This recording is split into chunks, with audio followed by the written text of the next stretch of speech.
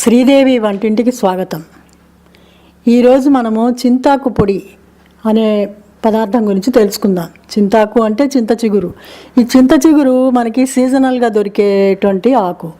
ఇది సమ్మర్లో ఎండింగ్లో ఉన్నప్పుడు చింత చిగురు బాగా అమ్మొస్తూ ఉంటుంది. అందరూ తీసుకొని దీంతో చింత చిగురు ఉల్లిపాయలు, టమాటాలు, పచ్చిమిరపకాయలు వేసుకొని పప్పు చేసుకోవటం అనేటువంటిది కామన్గా చూస్తూ ఉంటాం. చింతాకు పొడి కూడా కొన్ని ప్రాంతాల్లో బాగా ఎక్కువగా వాడకంలో ఉన్నది. ఇది చాలామంది ఇష్టపడే పదార్థం. ఇది మనం మామూలు నల్ల కారపొడి రంగులోకి వస్తుంది. ఇది ఆకు వేయించి మిక్సీ చేసిన తర్వాత దీన్ని మన వెంకయ్య నాయుడు గారికి కూడా చాలా ఇష్టమని ఒక స్పీచ్లో మనం వినటం జరిగింది. ఇది కవులు కూడా వారి రచనల్లో చింతాకు పొడిని బాగా దాని రుచిని ఎక్కువగా వర్ణించడం జరిగింది. అటువంటి చింతాకు పొడి ఎలా తయారు చేస్తారో తెలుసుకుందాం ఈరోజు.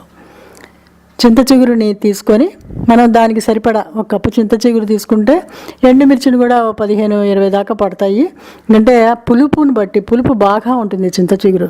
దీంట్లో మనం పులుపుకి ఇంకా వేరే ఏది యాడ్ చేయని అవసరం లేదు. దీనికి తగినంత ఉప్పు వేసుకుంటాము.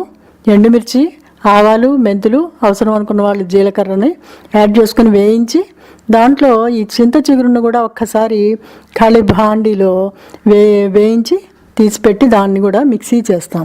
మిక్సీ చేసి అవసరం అనుకున్న వారు వెల్లుల్లి రెబ్బలను కూడా 4 వేసుకొని టేస్ట్కి చూసుకోవచ్చు. చాలా రుచిగా ఉంటుంది. దీంట్లో వేడివేడి అన్నంలో మనము మంచి నెయ్యితో ఈ వెల్లుల్లి వేసిన చింతాకు పొడి కలుపుకొని తిన్నట్లయితే దాని రుచి చాలా అమోఘంగా ఉంటుంది.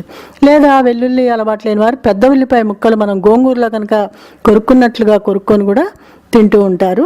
ఇది చాలా ఈ రుచి చెప్పనవసరం లేదు, అంత బాగుంటుంది, సూపర్గా ఉంటుంది. ఇది మీరు కూడా ట్రై చేసి చూడండి. ఇది మనకి వర్షాలు పడ్డ కొద్దీ ఆకులో పులుపు ఉండదు అని చెప్పి అంటూ ఉంటారు. కామన్గా అప్పుడు దొరుకుతూ ఉంటుంది. ఇది దొరికే ప్రాంతాల్లో ఇది తీసి పెట్టుకొని మనం ఒక సీసా నిండా కనుక తయారు చేసి పెట్టుకున్నట్టయితే ఇది 1 నెల రోజుల దాకా నిల్వ ఉంటుంది. ఇది అందరూ కూడా ప్రయత్నం చేయండి, చాలా బాగుంటుంది.